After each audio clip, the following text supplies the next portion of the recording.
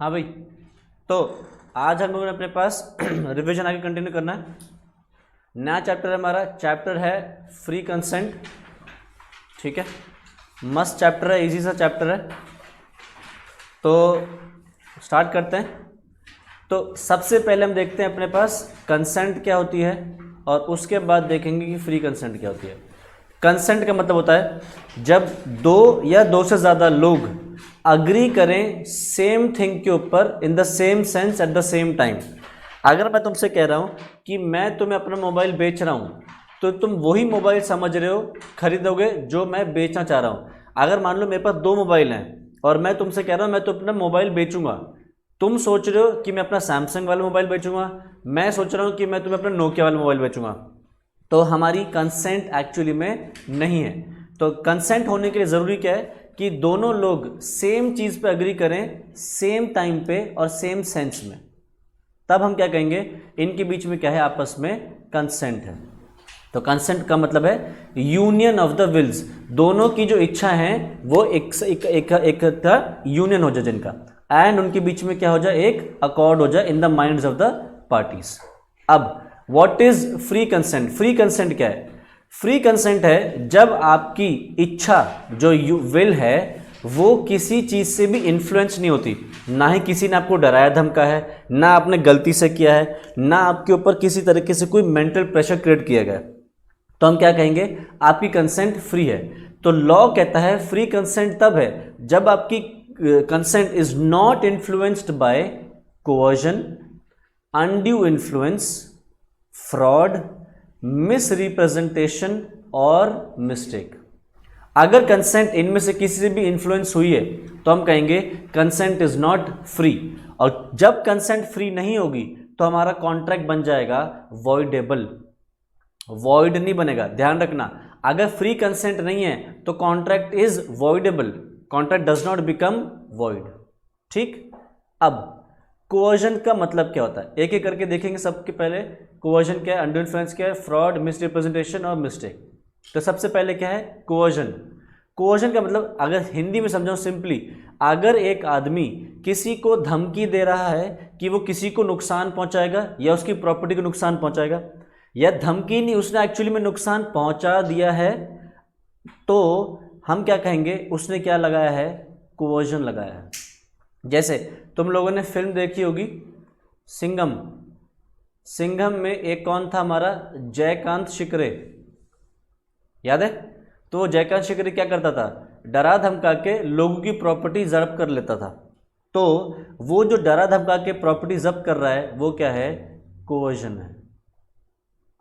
ठीक है, तो अगर आप कोई भी ऐसा काम करो जो पनिशेबल है by the Indian penal code, जो भी पनिशेबल है by the Indian penal code, उसको क्या बोलते हैं हम अपने पास, कोवर्जन। तो कोवर्जन में क्या कर रहे हो, आप थ्रेटन कर रहे हो किसी को नुकसान पहुंचाने का या उसकी प्रॉपर्टी को नुकसान पहुंचाने का, या आपने नुकसान पहुंचा दिया है एक इंसान को या उसकी प्रॉपर्टी को, या फिर कोई भी ऐसा काम कर रहे हो जो पनिशेबल है under the Indian penal code, that amounts to coercion. ठीक है, तो does suicide amount to coercion? क्या सुसाइड करना या सुसाइड की धमकी देना कोवर्जन कहलाएगा? तो लॉ ने बोला कि इंडियन पिनल कोड में सुसाइड करना या सुसाइड करने की धमकी देना भी पनिशेबल है, तो इसलिए सुसाइड को भी कोवर्जन में काउंट किया जाता है। ठीक है, तो एक केस हुआ था अमीराजू वर्सेस सेशमा, जहां पे एक आदमी अपनी बीवी को धमकी दे रहा था कि अपनी प्रॉपर्टी मेरे नाम पे कर दे, नहीं तो मैं खुदकुशी कर लूंगा और एक लेटर छोड़ के जाऊंगा जिस लेटर में मैं तेरा नाम लिख के जाऊंगा कि मैंने जो खुदकुशी करी है तेरी वजह से करी और तू जेल में जाएगी। तो ये जो केस था ये सुसाइड का केस था, इस वजह से कोर्ट ने क्या बोला कि हाँ सुसाइड करना भी पनिशेबल है under the Indian penal code, तो इस केस में that also amounts to coercion. अब ध्यान रहे, कोवर्जन में एक चीज जो जरूरी है वो ये है कि कोवर्जन कहीं पे भी लगाया जा सकता है, एनीवेयर इन द वर्ल्ड। ये जरूरी नहीं है कि कोवर्जन के लिए इंडिया में ही कोवर्जन लगाया जाएगा, तब हम उसको वैलिड मानेंगे। मान लो तुम चेन्नई से वहाँ जा रहे हो यूएस, तो चेन्नई से यूएस की जो फ्लाइट है तुम्हारी, उसी फ्लाइट में कोई तुम पे कोवर्जन लगाता है तो उसको भी हम कोवर्जन में काउंट करेंगे। ठीक है, अच्छा, और एक चीज़, दूसरी चीज़, ये ज़रूरी नहीं है कि कोवर्जन आप ही के ऊपर लगाया जाए, किसी थर्ड पर्सन या आपके रिलेटिव के ऊपर भी लगाया जा सकता है। ठीक है, एक सेकेंड।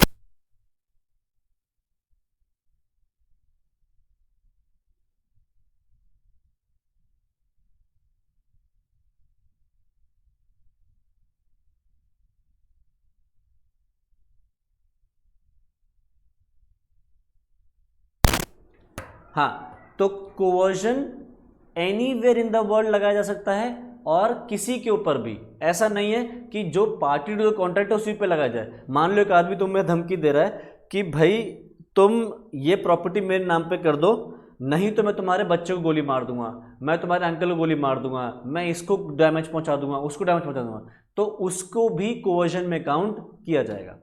तो अगर कोवर्जन लगाया जा रहा है तो क्या होता है कॉन्ट्रैक्ट के साथ, कॉन्ट्रैक्ट बिकम्स वॉइडेबल, यानी कि जो अग्रीव्ड पार्टी है या इंजर्ड पार्टी है उसके पास एक ऑप्शन आ जाएगा कि वो कॉन्ट्रैक्ट को कैंसिल कर सकता है। और कैंसिल करने के साथ साथ अगर उस पार्टी को कोई भी नुकसान हुआ है तो वो डैमेजेस भी रिकवर कर सकता है। ठीक है, बट ध्यान रखना कोवर्जन में ये नहीं हो सकता कि आप कॉन्ट्रैक्ट को वैसे फुलफिल करो जैसे होना चाहिए था। जैसे मान लो मैंने पूनम के कान पे बंदूक रख दी और पूनम से क्या बोला कि पूनम अपना ये 50,000 रुपये का फ़ोन मुझे 10,000 रुपये में दे दे। ठीक है, तो पूनम ने डर के तो दे दिया, अभी बंदूक रखी सर पे। फिर पूनम गई पुलिस और पुलिस को लेके आई और फिर मेरे से क्या कह रही है, ये फ़ोन वापस दो। तो क्या मुझे देना पड़ेगा? यस, मुझे फ़ोन वापस देना पड़ेगा। तो क्या मैं इसको कोई जो मेंटल ट्रॉमा हुआ है उसका कॉम्पेंसेशन दूंगा? किसी के सर पे बंदूक रख दो तो आदमी डर जाता है, तो मेंटल ट्रॉमा जो हुआ है क्या मुझे उसको पैसे देने पड़ेंगे? देने पड़ेंगे। मेंटल ट्रॉमा जो भी है उसको भी आपको पे करना पड़ता है, तो उसके मुझे इसको पैसे देने पड़ेंगे। हाँ, क्या ये कह सकती है कि नहीं आप ये मोबाइल मेरे से 50,000 रुपये में खरीदो? नहीं, आप उस कॉन्ट्रैक्ट को वैसे परफॉर्म नहीं करवा सकते जैसे ओरिजिनली होना चाहिए था। आप क्या कर सकते हो, सिंपली कॉन्ट्रैक्ट को कैंसिल कर सकते हो और आपको कोई डैमेजेस हुए हैं, डैमेज हुआ है तो उस डैमेज का डैमेजेस आप रिकवर कर सकते हो। ठीक है, हाँ, जो मैंने पेमेंट करी है 10,000 रुपये वो मुझे वापस मिलेंगे। ऐसा नहीं हो सकता कि पूनम कहे मैं 10,000 रुपये भी रखूंगी और अपना फ़ोन भी रखूंगी, दोनों चीज़ें पॉसिबल नहीं है। ठीक है, नेक्स्ट अगला है अनड्यू इन्फ्लुएंस। अनड्यू इन्फ्लुएंस क्या है? सिंपली ऐसे समझ लो, कोवर्जन है फिजिकल प्रेशर, अनड्यू इन्फ्लुएंस है मेंटल प्रेशर। अब ये मेंटल प्रेशर क्या है और कैसे कौन लगाता है? अनड्यू इन्फ्लुएंस लगाने की ताकत उसी इंसान के पास होती है जो डोमिनेटिंग पोजीशन में है और वो अपनी डोमिनेटिंग पोजीशन का मिसयूज करके अपने लिए कोई फायदा उठाने की कोशिश करता है, उसको क्या बोलते हैं हम? Undue influence. जैसे एग्जाम्पल के तौर पे एक इनकम टैक्स ऑफिसर और एक असेसी, क्या तुम में से या मैं कोई वो है इनकम टैक्स ऑफिसर है क्या तुम में से कोई? तुम में से कोई है? नहीं। क्या मैं हूं? नहीं। हम में से कोई इनकम टैक्स ऑफिसर नहीं है, तो हम क्या है? असेसी हैं। जब हम अपनी इनकम टैक्स भरेंगे तो हमें क्या बोला जाता है? असेसी। और income tax officer income tax officer. बताओ किसके पास पावर है? इनकम टैक्स ऑफिसर के पास पावर है या असेसी के पास पावर है? इनकम टैक्स ऑफिसर, मतलब वो ज्यादा पावरफुल है एज कंपेयर टू असेसी। सरकारी आदमी है तो सरकारी आदमी के पास सरकार की दी हुई पावर्स होती हैं। तो अनड्यू इन्फ्लुएंस क्या होगा? अगर वो इनकम टैक्स ऑफिसर तुमसे कहता है कि मुझे इतने अमाउंट ऑफ रिश्वत दो तो मैं तुम्हारा इनकम टैक्स का जो तुम्हारी रिटर्न है इसको एक्सेप्ट करूंगा, नहीं तो मैं तुम्हें कोर्ट केस में फंसा दूंगा झमेले में कि तुमने टैक्स भरा नहीं है, तुमने ये करा है, तुमने वो करा है, और सालों साल कोर्ट के चक्कर काटते रहना। तो ये जो उसने तुम पे लगाया है उसको बोलते हैं हम अनड्यू इन्फ्लुएंस। तो मतलब क्या है? When one party is in a dominating position या one party is in a position to dominate the will of the other person and such person uses his position to take undue advantage, that is called undue influence. ठीक है, और कहाँ हो सकता है undue influence? जैसे कि parents and children, इनमें बताओ पेरेंट और चाइल्ड में, तुम में और तुम्हारे पेरेंट्स में किसके पास डोमिनेटिंग पोजीशन है? पेरेंट्स के पास। तो वो अगर अपनी इस डोमिनेटिंग पोजीशन का मिसयूज करके तुम्हारे से कोई कॉन्ट्रैक्ट करते हैं या कोई एडवांटेज लेने की कोशिश करते हैं तो उसको क्या बोलते हैं हम? Undue influence. ठीक है, अच्छा बताओ, एक भक्त और एक साधु बाबा, एक भक्त होता है जिसको बोलते हैं हम डिसाइपल, और एक साधु बाबा, इनमें कौन ज्यादा डोमिनेटिंग पोजीशन पे है? साधु बाबा। तो अगर वो अपनी इस पोजीशन को मिसयूज करके तुमसे कहता है ये पूजा करवा लो, नहीं तो ये हो जाएगा, तुम ये हो जाओगे, तुम वो हो जाओगे, अगले जन्म में कीड़े बनोगे, तुम्हारे नरक में पकोड़े बनाए जाएंगे, ये सब कर रहा है, तो क्या कर रहा है? अनड्यू इन्फ्लुएंस कर रहा है, अपनी पावर का मिसयूज कर रहा है। तो कोर्ट कुछ रिश्ते ऐसे होते हैं जिसमें ये प्रिज्यूम करके चलता है कि अनड्यू इन्फ्लुएंस लगाया जा सकता है। जैसे कि एक तो ये हमने एग्जाम्पल्स अभी लिए। फिर अच्छा मुझे बताओ, डॉक्टर एंड पेशेंट में कोई डोमिनेटिंग पोजीशन पे है या नहीं? डॉक्टर या पेशेंट का जो रिश्ता है इसमें कोई डोमिनेटिंग पोजीशन पे है क्या? है भाई, नालायक, डॉक्टर। हाँ, तो फिर किससे कराएगा? अपना आप कर लेगा, अपने आप ही इलाज करा लेगा, अपना आप ही अपने आप को खोल देगा, और जो भी सर्जरी करनी कर लेगा, सिलाई भी कर लेगा और ठीक हो जाएगा, है ना?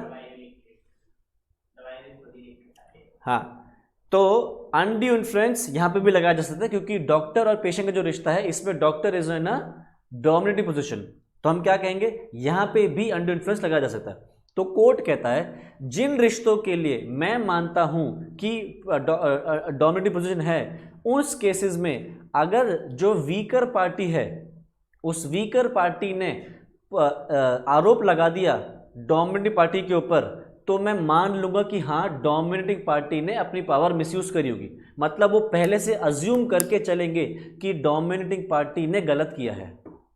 बट कुछ रिश्ते ऐसे हैं जहां पे वो प्रिज्यूम करके नहीं चलते पहले से, जैसे कि दोस्त। क्या दोस्तों में होता कोई डोमिनेटिंग पे? नहीं, ज्यादा बोलेगा तो एक रट्टा मार देगा, फिर दूसरा भी मार देगा। ऐसा थोड़ी कोई डोमिनेटिंग होता है, ज्यादा ज्यादा क्या होगा? दोस्ती तोड़ दोगे, पर दोस्त डोमिनेट तो नहीं कर सकता ना। अच्छा मुझे बताओ, हस्बैंड वाइफ में कोई डोमिनेटिंग है?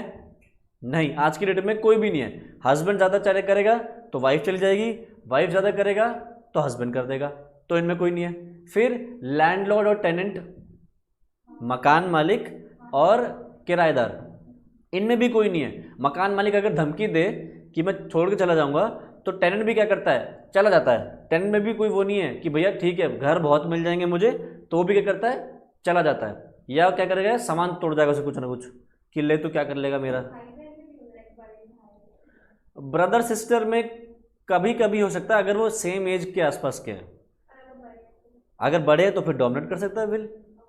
बड़ा भाई हो या बड़ी बहन हो, कोई भी, तो दे कैन डोमिनेट ना। छोटे बच्चे को तो आप कुछ भी बोल सकते हो फिर, तो उसके केस में फिर हो सकता है।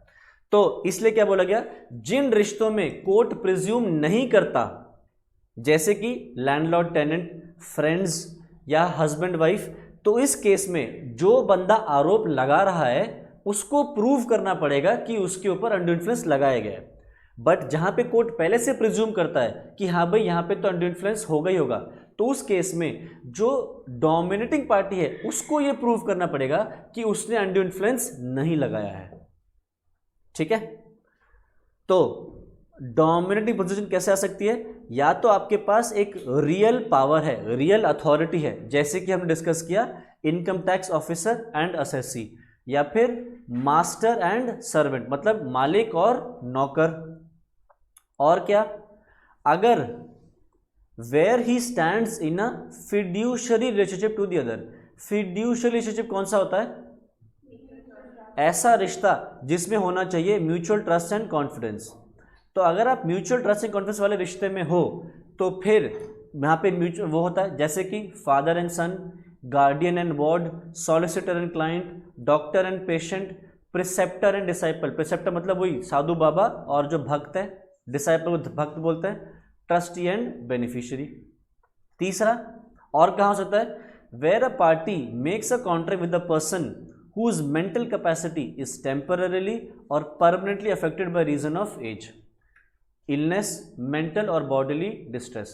जैसे कि एक बूढ़े लोग हैं, बूढ़ा कपल है और उन्होंने अपने घर पर रख ली एक नर्स, उनका ध्यान रखने के लिए। नर्स क्या कह रही है, मुझे हर महीने इतने इतने रुपए दिया करो, नहीं तो मैं तुम्हारे खाने में जहर मिला दूंगी, कोई कुछ कर नहीं पाएगा, मैं तुम्हारे को ऐसी दवाई दे दूंगा जिससे तुम्हारे को दौरे पड़ेंगे, फिट के अटैक आएंगे, जिसको बोलते हैं ना मिर्गी का दौरा बोलते हैं तुम, उसको फिट बोलते हैं हिंदी में, इंग्लिश में।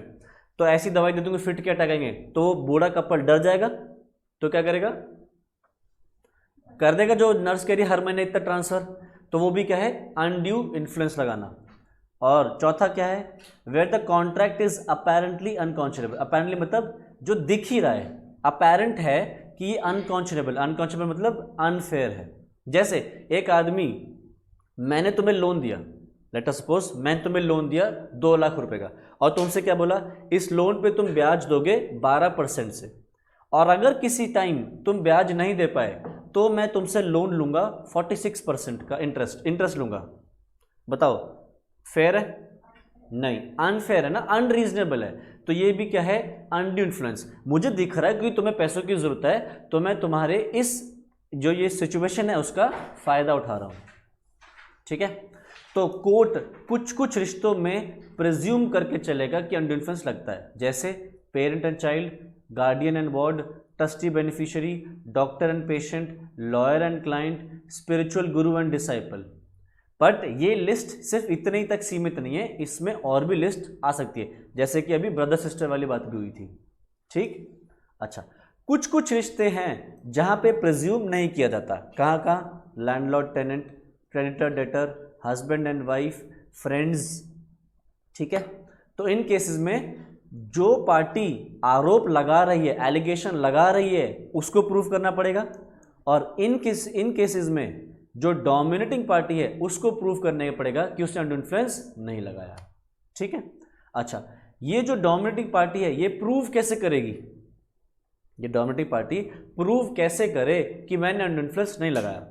अगर वो ये बात प्रूव कर दे कि मैं जो पैसे दे रहा हूं वो ठीक है, दूसरी चीज वो ये कह दे कि भैया मैंने दूसरी वाली पार्टी को खुला छोड़ रखा था कि वो कहीं और थर्ड पार्टी से जाके कोई भी सलाह मशवरा करना चाहे तो कर ले, मैंने इसको कोई भी चीज़ छुपाई नहीं है, हर एक चीज़ प्रॉपर्ली डिस्क्लोज करी है, तो हम क्या कह सकते हैं कि हाँ उसने प्रूव कर दिया।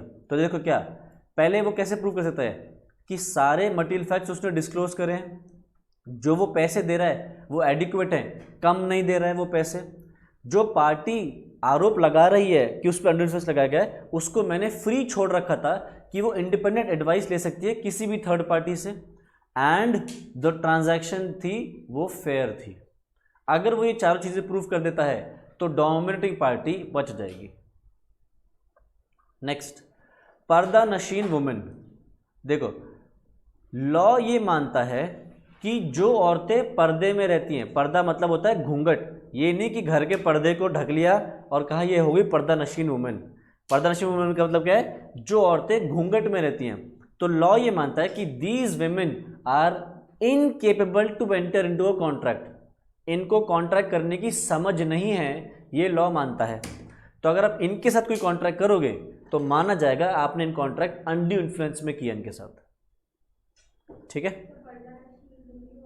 हाँ, पर्दा नशीन हिंदी वर्ड है, वैसे इसको मुस्लिम लॉ में बुरखे में बुरखा बोल देते हैं, तो ये उनके लिए भी काउंट होता है। ठीक है, नेक्स्ट, इसका इफेक्ट क्या है अनड्यू इन्फ्लुएंस का। तो मान लो किसी के ऊपर अनड्यू इन्फ्लुएंस लगा के उसके साथ कॉन्ट्रैक्ट करा गया, तो इफेक्ट क्या है उसका, वो पार्टी अगर चाहे तो कॉन्ट्रैक्ट को कैंसिल कर सकती है। जैसे एक डॉक्टर ने पेशेंट से कॉन्ट्रैक्ट कर लिया कि ये काम कर पहले मेरे लिए, नहीं तो मैं तेरे ऑपरेशन में तुझे मार डालूंगा, और तेरे पे तो जो तेरे वो हैं अटेंडेंट है उनसे तो लिखवाऊंगा ही ये बात कि अगर कुछ हो गया तो हम जिम्मेदार नहीं है। तो केस मतलब during the course of operation ही तेरे दिल में छेद कर दूंगा हैं, या तेरे को मॉर्फ जो वो है जो बेहोशी की दवाई है वो ज़्यादा दे दूंगा, इतनी ज़्यादा दे दूंगा कि परमानेंटली सो जाएगा। समझ रहे हो? तो अगर ऐसा कुछ होता है तो वो पेशेंट डर के कॉन्ट्रैक्ट तो कर लेगा, बाद में उसके पास ऑप्शन क्या है कि वो कॉन्ट्रैक्ट को कैंसिल कर सकता है। कैंसिल करके जो उसको नुकसान हुआ है, डैमेजेस हैं, मान लो डॉक्टर ने ज़्यादा पैसे मांग लिए हैं, तो वो सब क्या कर सकता है, रिकवर कर सकता है वापस। ठीक है, तो देखो क्या लिख रहा है, प्रूफ करना ही नहीं पड़ेगा, क्योंकि डॉक्टर पेशेंट में तो कोर्ट अज्यूम करके चलता है कि भैया डॉक्टर ने एंडो इन्फ्लुएंस लगाया, तो फिर डॉक्टर प्रूफ करेगा उसने नहीं लगाया एंडो इन्फ्लुएंस। कौन नहीं करवा पाया? डॉक्टर प्रूफ नहीं, जरूरी नहीं है कि हर बार जेल ही होगी, कॉन्ट्रैक्ट कैंसिल भी हो सकता है। मान लो कि नॉर्मल वैसा कॉन्ट्रैक्ट है, ये तो चलो डराने वाला केस है, मैं कर दूंगा वहां जेल हो सकती है, बट हर कॉन्ट्रैक्ट में जेल हो ये जरूरी नहीं है। ठीक है, तो ये क्या हो सकता है, आप इसको क्या कर सकते हो, अगर ऐसा है तो कॉन्ट्रैक्ट वॉइडेबल है, मतलब आप कॉन्ट्रैक्ट कैंसिल कर सकते हो। हाँ, इसके अंदर एक वो चीज आ गई जो कोवर्जन में नहीं थी। क्या? आप इस केस में कोर्ट जा सकते हो और कोर्ट से कह सकते हो कि कॉन्ट्रैक्ट को वैसे परफॉर्म करवाया जाए जैसे कि परफॉर्म होना चाहिए था। तो कोर्ट फिर जो कॉन्ट्रैक्ट है उसको अलग करके कॉन्ट्रैक्ट को वैसे करवा देगी जैसा कि ओरिजिनली होना चाहिए था। तो ये बात यहाँ पे लिख दी। ठीक है, तो कोवर्जन और अंडर इन्फ्लुएंस में फर्क देख लो। कोवर्जन में क्या लगता है, फिजिकल फोर्स, अंडर इन्फ्लुएंस में लगता है मेंटल फोर्स। रिलेशनशिप, कोवर्जन में जरूरी नहीं है जो कोवर्जन लगा रहा है आप पे वो आपसे किसी तरह से रिश्ता रखता हो। कोई भी थर्ड पार्टी, नॉर्मल राह पे चलता हुआ गुंडा आपके ऊपर कोवर्जन लगा सकता है, बट अंडर इन्फ्लुएंस में किसी तरीके से कोई रिश्ता होना जरूरी है।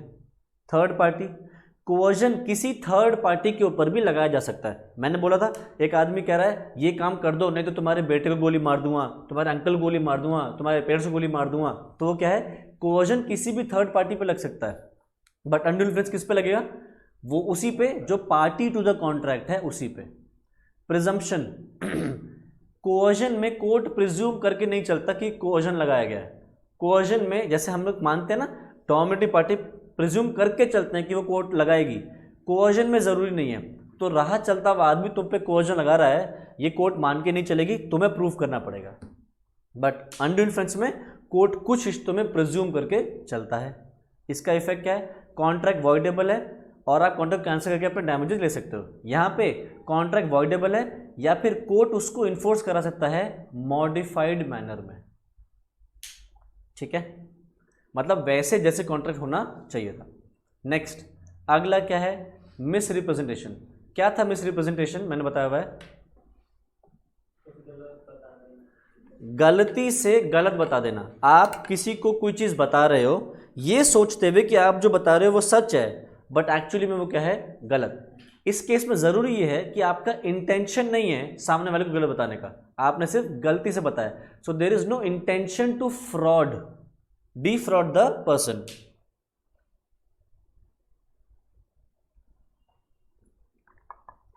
पढ़ना एक बार इसको।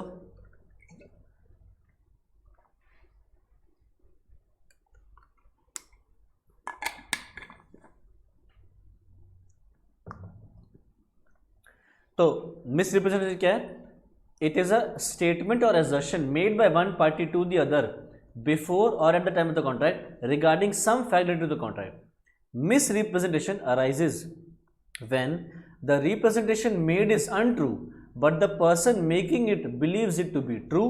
There is no intention to deceive. आपका इंटेंशन नहीं होना चाहिए चीटिंग करने का, डिसीव करने का। आपने गलती से कुछ गलत बता दिया। जैसे मैं तुमसे कह रहा हूँ कि मैं तुम्हें बेचूंगा एक घोड़ा, ठीक है, तुमने कहा हाँ सर हमें आपसे घोड़ा खरीदना है। मैंने कहा ठीक है, 3 दिन बाद आना, मेरे से घोड़ा ले जाना। अब हुआ क्या, मैं जब तुमसे घोड़े का कॉन्ट्रैक्ट किया तो हुआ ये कि उससे पहले घोड़ा मर चुका था, तो मुझे नहीं पता था कि घोड़ा मर चुका है, मैंने तो सोचा जिंदा है तो तुम्हें बेचे कॉन्ट्रैक्ट कर दिया। ये क्या हो गया, मिस रिप्रेजेंटेशन। तो मिस रिप्रेजेंटेशन कैसे हो सकती है, अनवारंटेड एजर्शन। एजर्शन का मतलब क्या है, अपनी बात, कोई बात बोलना, किसी बात को बताना, वो एजर्ट करना, जोर डालना किसी बात पे अपनी। और अनवांटेड मतलब क्या है, जरूरत से ज्यादा जोर डालना। आपने अपने किसी बात पे ज़रूरत से ज़्यादा जोर डाला, यानी कि आपने कोई पॉजिटिव स्टेटमेंट दी किसी बात के ऊपर जो आपको लग रहा था कि सच है बट एक्चुअली में वो फॉल्स है, वो क्या हो गया? Miss representation. और क्या है? Breach of duty. अगर आपकी एक ड्यूटी बनती थी कोई चीज़ बताने की और आपने वो ड्यूटी पूरी नहीं करी तो हम क्या कहेंगे? ब्रीच, अनवांटेड, ये मिस रिप्रेजेंटेशन। जैसे फॉर एग्जाम्पल, एक बाप अपनी बेटी को घोड़ा बेच रहा है। एक बाप है, वो अपनी बेटी को घोड़ा बेच रहा है, ठीक है, और उसने अपनी बेटी को यह बात नहीं बताई कि घोड़ा पागल है। तो देखो यहां पे फादर और डॉटर के बीच में एक रिश्ता है। कैसा रिश्ता? फिड्यूशरी रिलेशनशिप है। कैसा रिश्ता है? जो डिपेंड करता है on mutual trust and confidence. तो यहाँ पे फादर की ड्यूटी बन जाती है कि वो सब चीज़ें सही बताए। उसने अपनी बेटी को बता दिया कि ये तो बहुत ही बढ़िया घोड़ा है, बहुत मस्त है, एकदम चिल, एकदम बढ़िया घोड़ा है। उसको नहीं पता कि घोड़ा एक्चुअली में पागल है, उसको नहीं पता। तो यहाँ पे क्या किया उसने? Breach of duty. क्योंकि इसकी ड्यूटी बनती है कि अपनी बेटी का जो ट्रस्ट है उसको ना तोड़े, इसने उस ट्रस्ट को तोड़ दिया, तो यहां पे क्या हो गया? Miss representation. ठीक है, नेक्स्ट अगला क्या है? Innocent mistake.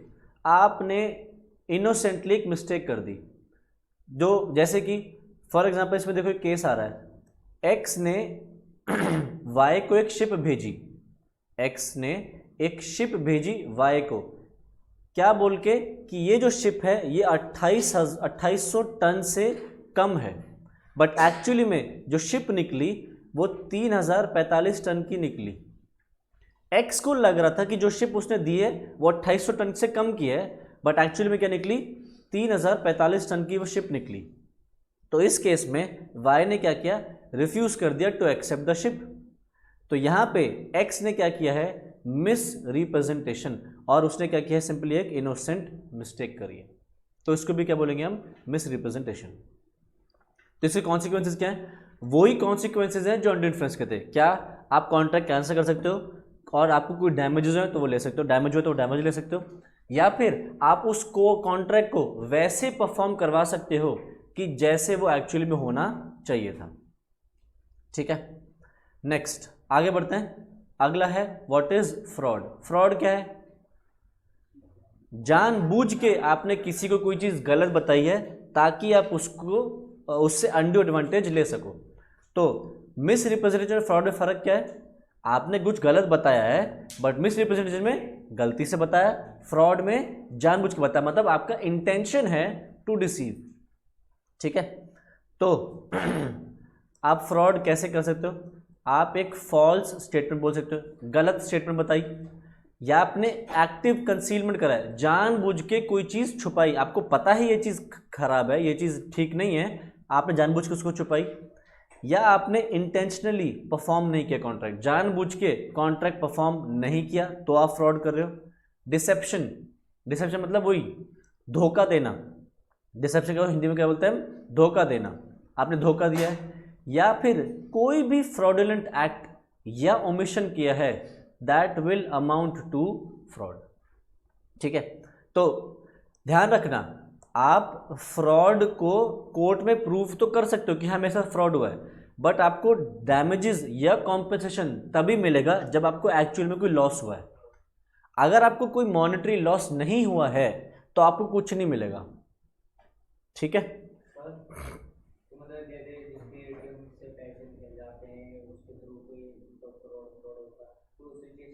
मिलेगा।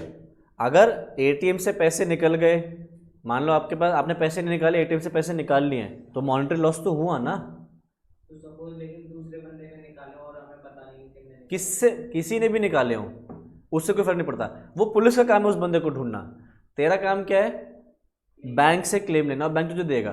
क्यों देगा? इसमें वो पॉलिसी होती है ना, तो क्या बात है? उससे मुझे क्या पता। उसमें ये है सिचुएशन कि देख तू बैंक से मांगेगा और बैंक को देना पड़ेगा, क्यों? क्योंकि बैंक की जिम्मेदारी बनती है कि प्रॉपर सिक्योरिटी रखे एटीएम पे। उन्होंने प्रॉपर सिक्योरिटी नहीं रखी या प्रॉपर एटीएम नहीं रखा, ऐसा एटीएम रखा जहां पे चोरी ना हो सके, तो वो तू क्या कहेगा? बैंक तुम्हारी रिस्पॉन्सिबिलिटी, तुम मुझे पे करो। ठीक है, तो फ्रॉड हमने देख लिया। अब फ्रॉड के कॉन्सिक्वेंसेस क्या है? पहली चीज, आप कॉन्ट्रैक्ट को अवॉइड कर सकते हो, मतलब कैसे कर सकते हो? कॉन्ट्रैक्ट को इंसिस्ट कर सकते हो कि वैसे परफॉर्म किया जाए जैसे कि ओरिजिनली होना चाहिए था, एंड अगर आपको कोई नुकसान हो रहा है तो आप उन नुकसान के लिए भी केस कर सकते हो। ठीक है, अच्छा अगला पॉइंट है, क्या साइलेंस को हम फ्रॉड मान सकते हैं? क्या आपकी चुप्पी को फ्रॉड माना जा सकता है? तो लॉ कहता है नहीं, चुप्पी को फ्रॉड नहीं मानेंगे। ठीक है, जब तक कि दो सिचुएशन ना हो जाए, और दो सिचुएशन क्या है? Where it is the duty of the person keeping silence to speak or his silence is in itself equivalent to speech. अगर आपकी ड्यूटी बनती है कोई चीज बताने की और आपने अपनी उस ड्यूटी को पूरा नहीं करा है, ड्यूटी आपने वो चीज नहीं बताई है, तो फ्रॉड मानेंगे। या अगर आपकी चुप्पी को ही स्पीच मान लिया जाए। देखो इसका एग्जाम्पल क्या है, नीचे लिखा हुआ है यहाँ पे, ये देखो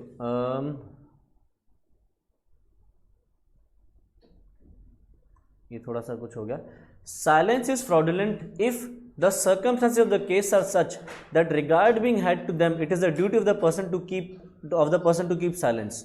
द ड्यूटी टू स्पीक या disclose all the facts where there is a fiduciary relationship between the parties, such as in father and son, guardian and ward, etc., and also in insurance contracts, marriage contracts, partnership contracts, etc., which are contracts based on good faith and uber mei fidei. The duty to disclose may also be an obligation imposed by statute. देखो, जैसे मैंने example लिया था यहाँ वाला, daughter and वो वाला कहाँ गया, ये था ना, फादर एंड डॉटर। फादर को पता है कि घोड़ा पागल है, पहले तो नहीं पता था ना, अभी क्या है, फादर को पता है कि घोड़ा पागल है, पर फादर ने ये चीज़ नहीं बताई। तो फादर और डॉटर के बीच में क्या है, एक फिड्यूशियरी रिलेशनशिप है। तो फादर की ड्यूटी बनती है कि बेटी का भरोसा ना तोड़े। तो इस सिचुएशन में अगर उसने तोड़ा है तो इसकी चुप्पी, ये ना बताना कि घोड़ा पागल है, साइलेंस है ना, इसको मान लेंगे एज फ्रॉड। ठीक है, या फिर अगर मान लो फॉर एग्जाम्पल ये आदमी तुम्हें कोई सामान बेच रहा है, मोबाइल बेच रहा है, ठीक है, और तुम इससे कह रहे हो भैया इसके स्पेसिफिकेशन बताओ। वो बोलता है इसमें एंड्रॉयड 12 है, एंड्रॉयड 13 है, इसमें 8 GB की रैम है, 64 GB है, 128 GB की मेमोरी है, ये है वो है, वह कैमरा ऐसा है वैसा है, सब कुछ बता दिया। तुम कह रहे हो कि भैया पर ये फ़ोन इतना बिकता तो है नहीं, किसी के हाथ में देखा तो है नहीं, मैंने तो मुझे बेच तो रहे हो। तुम कह रहे हो, वो कह रहा है भैया ये बहुत बढ़िया फ़ोन है, लोगों को पता नहीं है इसलिए बेच रहे हो, इसलिए लोग खरीद नहीं रहे। तुम कह रहे हो भैया इसके अंदर कोई भी गड़बड़ है तो मुझे पहले बता दो। तो उसने कुछ नहीं बोला, उसने बोला भैया क्या बात कर रहे हो, इतना बढ़िया फ़ोन है, इसमें कोई गड़बड़ नहीं है। तो उसने क्या किया, तुम्हें बताया नहीं कि इसके अंदर क्या गड़बड़ है। ठीक है, तो यहाँ पे तुमने इससे पूछा था ना कि कोई भी गड़बड़ तो मुझे बता दो, उसने उस बात पे चुप्पी रखी, तो उसकी चुप्पी ही उसका जवाब है कि हाँ भाई इसमें कोई गड़बड़ नहीं है। तो यहाँ पे उसने जवाब दे दिया कि कोई गड़बड़ नहीं है, और यहाँ पे हम मान लेंगे अगर कोई गड़बड़ निकली उस फोन में तो उसे तुम्हारे साथ क्या क्या है, फ्रॉड। ठीक है, नेक्स्ट मिस रिप्रेजेंटेशन और फ्रॉड में फर्क देख लेते हैं जल्दी से। मिस रिप्रेजेंटेशन क्या है, आपका इंटेंशन है चीट करने का, यहाँ पे इंटेंशन है, यहाँ पे जो इंसान है जो स्टेटमेंट दे रहा है वो मान रहा है कि वो जो बता रहा है वो सच है, यहाँ पे उस इंसान को पता है कि वो फॉल्स स्टेटमेंट दे रहा है। यहाँ पे सिर्फ आपके पास ऑप्शन क्या है, आप कॉन्ट्रैक्ट कैंसिल कर सकते हो, there can be no suit for damages. पर फ्रॉड में आप कॉन्ट्रैक्ट कैंसिल भी कर सकते हो and you can also sue for damages. Misrepresentation में aggrieved party cannot avoid the contract if he had the means to discover the truth with ordinary diligence. अगर आप नॉर्मल छानबीन करके पता कर सकते थे मिस रिप्रेजेंटेशन में कि आप जो कॉन्ट्रैक्ट कर रहे हो ठीक है नहीं, और आपने वो नॉर्मल छानबीन नहीं करी है, तो आप कॉन्ट्रैक्ट कैंसिल नहीं कर पाओगे या डैमेजेस नहीं ले पाओगे। बट फ्रॉड के अंदर आप डैमेजेस भी ले सकते हो, क्योंकि सामने वाला पार्टी बहुत अच्छे से छुपाएगा चीज़ को, फॉल्स स्टेटमेंट देगा बहुत अच्छे से, या कंसीलमेंट करेगा बहुत अच्छे से, तो इस केस में आप कॉन्ट्रैक्ट कैंसिल कर सकते हो। नेक्स्ट लास्ट है हमारा मिस्टेक। मिस्टेक क्या है भैया, पता ही है, ऐसा तो है नहीं किसी को नहीं पता होगा। मिस्टेक क्या मतलब गलती। तो मिस्टेक आपके दो तरीके के हो सकते हैं, एक होता है मिस्टेक ऑफ लॉ, एक mistake of fact. Mistake of law दो तरीके का है, जो कि क्या है, या तो मिस्टेक कर रहे हो आप अपने डोमेस्टिक लॉज की, या मिस्टेक कर रहे हो फॉरेन लॉ की। तो अगर आपने मिस्टेक करी है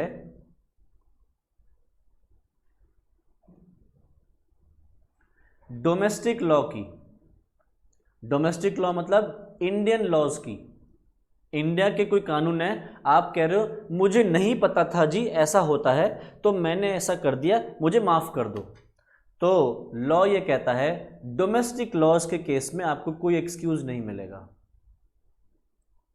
अगर मैं तुमसे कहूं कि भाई मैंने किसी का मर्डर कर दिया है, ठीक है, और मैं कह रहा हो ये पनिशेबल था क्या, अरे यार शिट मुझे तो पता ही नहीं था, तो तुम क्या कहोगे, कोई बात नहीं जान दो, है ना, ये कहोगे कि कोई बात नहीं सर क्या हो गया, अगला जन्म ले लेगा, ये बोलोगे या कुछ और बोलोगे?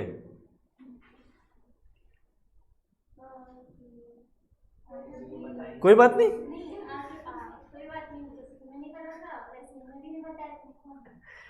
तो देखो डोमेस्टिक लॉज जो हैं आपके, उन ये कहो कि भैया आपको डोमेस्टिक लॉज नहीं पता हैं और हमें माफ़ कर दो, तो वो पॉसिबल नहीं है, आपको इस केस में एक्सक्यूज नहीं मिलेगा।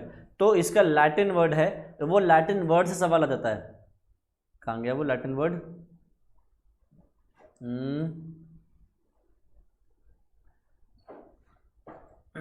ये रहा, नहीं कहाँ मर गया, मिल नहीं रहा, कोई बात नहीं। Ignorance of law is no excuse. अगर आपको अपना देश का खुद का जनरल लॉ ऑफ कंट्री नहीं पता है, तो आपको एक्सक्यूज नहीं मिलेगा, आपके ऊपर जो पेनल्टी लगनी है वो लगेगी। तुम गाड़ी चला रहे हो, तुम कह रहे हो अच्छा पोल्यूशन सर्टिफिकेट भी बनवाना था, सॉरी अब बनवा लूंगा, प्लीज़ अभी छोड़ दो, मुझे 1000 रुपये का जो फाइन है वो नहीं देना, छोड़ देंगे? नहीं। अच्छा, अगर आप मिस्टेक करते हो फॉरेन लॉ के बारे में, इंडिया के बाहर के जो लॉज हैं, तो वहाँ पे आपको एक्सक्यूज़ मिल सकता है एक बार को, बट एक्सक्यूज़ डायरेक्टली नहीं मिलेगा। हम क्या करेंगे, मिस्टेक ऑफ फॉरेन लॉ को ट्रीट करेंगे एज मिस्टेक ऑफ फैक्ट, ठीक है। मिस्टेक जो है हमारा दो तरीके का है, एक है मिस्टेक ऑफ लॉ, एक है मिस्टेक ऑफ फैक्ट। तो मिस्टेक ऑफ फॉरेन लॉ को वैसे ट्रीट करेंगे जैसे मिस्टेक ऑफ फैक्ट को ट्रीट करता है। सर मिस्टेक ऑफ फैक्ट कैसे ट्रीट करते हैं, आओ अब वो देखते हैं। मिस्टेक ऑफ फैक्ट, अब ये जो मिस्टेक है ये दो तरीके की हो सकती है, पहली होती है बायलैटरल मिस्टेक, दूसरी होती है यूनिलैटरल मिस्टेक। अब ये जो वर्ड है बाय का मतलब क्या होता है, दो, यूनि का मतलब क्या होता है, सिंगल। तो अगर बायलैटरल मिस्टेक है तो इससे क्या समझ में आ रहा है कि दोनों पार्टियों ने गलती करी है, और यूनिलैटरल मिस्टेक का मतलब है किसी एक पार्टी ने गलती करी है। तो अगर आपकी बायलैटरल मिस्टेक है तो इस केस में अगर दोनों पार्टीज ही एट फॉल्ट हैं तो कॉन्ट्रैक्ट वॉइड हो जाता है, वो कभी भी कॉन्ट्रैक्ट बन ही नहीं पाता, ठीक है। तो जैसे लेट अस सपोज मैं तुमसे कह रहा हूं कि मैं तुम्हें मोबाइल बेचूंगा। अब मेरे पास जो मोबाइल है वो दो हैं, एक है सैमसंग का मोबाइल, एक है मान लो मेरे पास शाओमी का मोबाइल। मैं तुम्हें शाओमी का मोबाइल बेच जा रहा हूं और तुम क्या सोच रहे हो, सैमसंग मोबाइल बेचना चाह रहा हूं। तो इस केस में हम दोनों के बीच में क्या नहीं है, कंसेंट नहीं है, तो यहां पे अग्रीमेंट क्या हो जाएगा, वॉइड, क्योंकि दोनों पार्टीज आर एट फॉल्ट। तो इसके अंदर कंडीशंस क्या है, both the parties must be under mistake, mistake must relate to some fact and not to judgement, and the fact must be essential to the agreement. ये तीनों condition अगर fulfil होती हैं तो अग्रीमेंट बिकम्स वॉइड। ठीक है, तो जैसे फोन का एग्जांपल लिया मैंने अभी, क्या फोन के बारे में जो इन्फॉर्मेशन है कि भैया फोन मैं जो बेचे जा रहा हूँ वो शाओमी है, तुम जो सोच रहे हो वो है सैमसंग, तो क्या ये एक इंपॉर्टेंट फैक्ट है, मटेरियल फैक्ट है? भैया आपने मटेरियल चीज के बारे में जो इसेंशियल एलिमेंट है उसी को गलत समझ लिया, जो सब्जेक्ट मैटर है यानी कि फोन। तो क्या हो गया, फैक्ट जो है वो इसेंशियल है, एंड हमारे बीच में जो गलती हुई है वो किसके बारे में हुई है, किसी फैक्ट के बारे में हुई है। और फैक्ट क्या, फोन का ब्रांड कौन सा था। ठीक है, तो इसके ऊपर क्या क्या है mistakes, mistake as to the existence of the subject matter. आप जो चीज़ सोच रहे हो वो एग्जिस्ट करती नहीं करती, आपके उसी के बारे में मिस्टेक हो गई। जैसे मैंने एग्जांपल लिया था कि मुझे एक गलती हो गई थी कि मैं जो तुम्हें घोड़ा बेच रहा हूँ वो जिंदा है, एक्चुअली वो घोड़ा क्या है, मर चुका है, और मुझे भी लग रहा है कि घोड़ा जिंदा है, तुम्हें लग रहा है घोड़ा जिंदा है, तो दोनों पार्टियां एट मिस्टेक है, तो ये क्या हो जाएगा, अग्रीमेंट ही वॉइड हो जाएगा। नेक्स्ट क्या है, mistake as to the title of the subject matter. Title का मतलब क्या है, ओनरशिप। अगर मुझे लग रहा है कि ये फ़ोन मेरा है और तुम्हें भी लग रहा है मेरा ये फ़ोन मेरा है, हम दोनों को ही लग रहा है फ़ोन मेरा है, बट एक्चुअल में फ़ोन मान लो ये किसका है, मेरे पेरेंट्स का है, तो क्या कहेंगे, दोनों पार्टीज आर एट मिस्टेक। जैसे तुम्हारी जेब में जो फ़ोन है तुम्हारा है या पापा मम्मी का है, पेरेंट्स ने तुम्हें दे रखा है, लिया किसने, पैसे किसने दिए हैं, पेरेंट्स ने दिए, तो टेक्निकली किसका है, उनका है। तभी तो कहते हैं फ़ोन छीन लूंगा, फ़ोन ले लूंगा, और ले भी लेते हैं, तब क्यों नहीं बोलती मेरा है। होता है कि नहीं होता है, ले लेते हैं ना, ले सकते हैं ना, ले सकते हैं ना, तो किसका है, तो अपना क्यों मानते हो, है तुम्हारा नहीं, उन्हीं का है, तुम्हें दे रखा है यूज करने के लिए, तभी तो वो वापस ले लेते हैं जब उनका मन है, पढ़नी वो, क्योंकि वो फिर बाकी चीजें बंद कर देंगे ना, तुम्हारी खाना पीना बंद कर देंगे तुम्हारा इसलिए।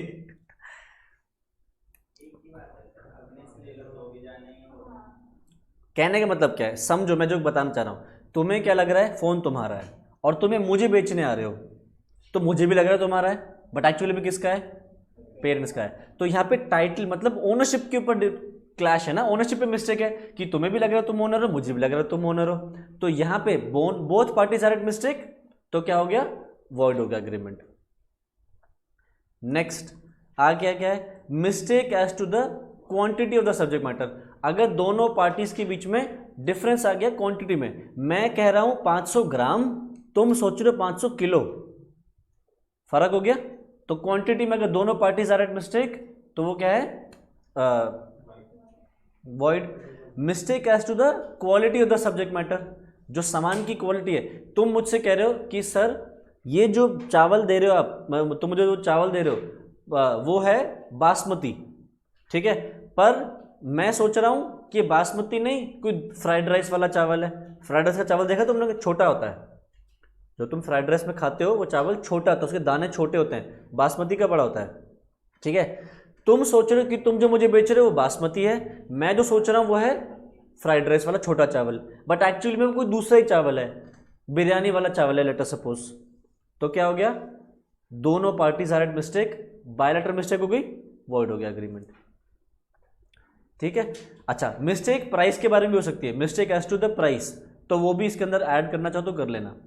अगला क्या है, यूनिलैटरल मिस्टेक। यूनिलैटरल मिस्टेक मतलब वही, यूनि मतलब वन, तो अगर एक पार्टी एट मिस्टेक है तो इस केस में कॉन्ट्रैक्ट वॉइड नहीं होगा, अग्रीमेंट वॉइड नहीं होगा। इस केस में कॉन्ट्रैक्ट वैलिड रहेगा और दूसरी पार्टी को कॉन्ट्रैक्ट पूरा करना पड़ेगा, ठीक है। तो इस केस में लॉ क्या है, कॉन्ट्रैक्ट वैलिड है। As a rule unilateral mistake is not allowed as a defence in avoiding a contract. Contract voidable हो सकता है अगर unilateral mistake is caused by fraud और मिसरिप्रेजेंटेशन, और the contract is voidable and can be avoided. अगर आपके साथ गलत हुआ है, फ्रॉड हुआ है, या आपके साथ आपको गलत बताया गया है, तो इस केस में फिर आप कॉन्ट्रैक्ट को अग्रीमेंट को वॉइड कर सकते हो, क्योंकि यहाँ पे एक पार्टी एक मिस्टेक की है। मान लो तुम्हारे को धोखा दिया है, तो जो धोखा दे रहा है वो गलत बता रहा है ना, तुमसे मिस्टेक क्यों हो रही है, क्योंकि उसने धोखा दिया है। तो यहाँ पे यूनाइटेड मिस्टेक है, यहाँ पे कॉन्ट्रैक्ट वॉइड कर सकते हो आप। अच्छा, अग्रीमेंट वॉइड एब इनिशियो है। कुछ कुछ सिचुएशंस में अग्रीमेंट पहले ही मिनट से वॉइड है, यूनिलैटरल मिस्टेक है बट कॉन्ट्रैक्ट वॉइड है पहले ही मिनट से। कब? पहला केस है अगर आपकी मिस्टेक हुई है identity of the person contracted with, where such identity is important. देखो, जैसे इसका एग्जांपल मैंने एक बार पहले भी क्लास में जब लिया था, हमने पढ़ा था जब चैप्टर, तब बताया था कि मान लो कि तुम पढ़ने के बाद तुमने किसी स्टूडेंट को जाके रेफर किया कि आपको अगर लॉ पढ़ना है, तो मेरा नाम रेफर कर दिया कि अभिजीत सर से जाके लॉ पढ़ लेना, ठीक है। तुमने दोस्त को बोल दिया, अब वो तुम्हारा दोस्त कुछ टाइम बाद यहाँ पे आता है पढ़ने, और मान लो उस समय पे मैं अवेलेबल नहीं हूँ, एक दूसरे लॉ के टीचर अवेलेबल है और उसने उनसे पढ़ा, डेमो ली और उसको पसंद आया, या पसंद आया क्या, उसने पढ़ना शुरू कर दिया। बाद में उसको पता चलता है कि भाई वो तो दूसरे टीचर हैं और वो जिनसे पढ़ने आया था उनसे पढ़ना नहीं था, उसको पढ़ना था मेरे से। तो यहाँ पे क्या हो गया, मिस्टेक हुई उस बच्चे से, और उस बच्चे से मिस्टेक क्या हुई, आइडेंटिटी ऑफ द पर्सन के बारे में, कि जिससे वो पढ़ रहा है उसकी आइडेंटिटी उसको नहीं पता थी। तो इस केस में अगर उस बच्चे के लिए identity of the person important है, तो वो पहले ही मिनट से वॉइड है, ठीक है। मतलब वो अग्रीमेंट ही वॉइड है। वो उस टीचर से अगर छोड़ दे पढ़ाई करना तो वो छोड़ सकता है, और फिर अगर मुझसे पढ़ना चाहे तो वो आगे कंटिन्यू मेरे से ही करना चाहे तो कर सकता है, ठीक है। अब ध्यान रहे, ये mistake as to identity of the person important होनी जरूरी है।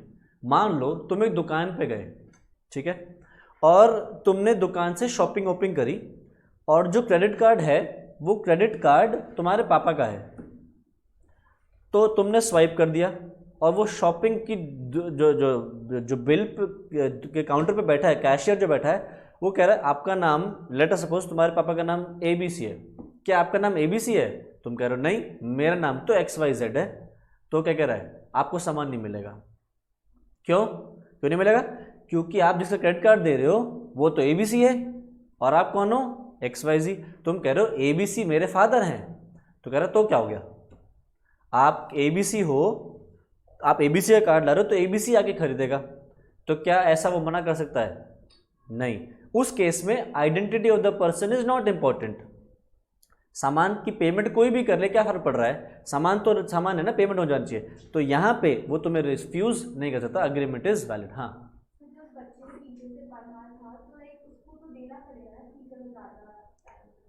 देखो अगर बहुत ज़्यादा टाइम के लिए पढ़ लिया है तो फिर वो आ जाता है क्वांटम मेरुविट वाला, कि भैया आपने जितना काम पूरा किया है उतने की आपको कुछ पेमेंट करनी पड़ेगी, but he can avoid the agreement, the child, ठीक है। आगे लास्ट है, अगर आपने किसी ऐसे डॉक्यूमेंट पे साइन कर दिया जिस पे साइन करने की आपकी इच्छा नहीं थी, आप सोच रहे थे कि ये जो डॉक्यूमेंट है वो कुछ है और आपने साइन किसी और डॉक्यूमेंट पे कर दिया, तो वहां पे भी आप ही की तरफ से मिस्टेक है। लेट अस सपोज मैं या तुम मेरे पास आते हो और कहते हो कि सर ये जो हमारा फॉर्म है इस पर साइन कर दो, ठीक है, और मुझे लग रहा है कि मैं तुम्हारा इंटीमेट का फॉर्म है उस पर साइन कर रहा हूँ, तुमने साइन करवा दिया मेरे से किसी दूसरे फॉर्म पे जहाँ पे ऐसा कुछ है कि तुम मेरे से मेरी प्रॉपर्टी खरीद रहे हो, फॉर एग्जाम्पल धोखेबाज। तो तुमने क्या किया, साइन मेरे से किस डॉक्यूमेंट पे करा लिया, प्रॉपर्टी के पेपर पे, और क्या बोल दिया कि सर ये हमारा नहीं, तुमने बोला बस ये सर हमारा ये फॉर्म है इस पे साइन कर दो, जरा आपके साइन की जरूरत है। मैंने पढ़ा नहीं, मैंने साइन कर दिया। तो क्या हुआ, मैं सोच के बैठा था अच्छा सीए का फॉर्म लाएंगे अपना, और मैंने साइन कर दिया अपनी प्रॉपर्टी के पेपर पे। तो लॉ ये कहता है कि यहाँ पे मैंने साइन तो कर दिया, बट मैं जहाँ साइन कर रहा हूँ और मेरा जहाँ दिमाग है वो दोनों अलग अलग जगह पे है। मेरा दिमाग कहाँ है, सीए के फॉर्म पे साइन कर रहा हूँ या सीएमए के फॉर्म पे साइन कर रहा हूँ, तुम्हारा दिमाग कहाँ है, प्रॉपर्टी के पेपर। तो मैं जिस पेपर पे साइन कर रहा हूँ और मेरा जहाँ दिमाग है वो दोनों अलग अलग जगह पे हैं, तो यहाँ पे एग्रीमेंट क्या है, वॉइड। मेरी गलती मेरी है, मैंने नहीं पढ़ा कॉन्ट्रैक्ट, बट ये क्या है, वॉइड एग्रीमेंट। क्यों? क्योंकि यहाँ पे तुम कहोगे सर आपकी गलती है, आपने नहीं पढ़ा। तो लॉ ये कहता है यहाँ पे कंसेंट ली ही नहीं गई। यहाँ हम चैप्टर जो पढ़ रहे हैं फ्री कंसेंट, लॉ ये कहता है फ्री कंसेंट तो छोड़ो, यहाँ पे तो कंसेंट ही नहीं है, एब्सेंस ऑफ कंसेंट है। तो इस केस में क्योंकि कंसेंट है ही नहीं, तो essential element of a contract तो टूट गया। इसेंशियल एलिमेंट में क्या था कि कॉन्ट्रैक्ट में आपको कंसेंट लेनी है जो कि फ्री हो, भैया कंसेंट ही नहीं है, तो फिर क्या हो गया, अग्रीमेंट ही वॉइड हो गया, क्योंकि इसेंशियल एलिमेंट ही एब्सेंट है।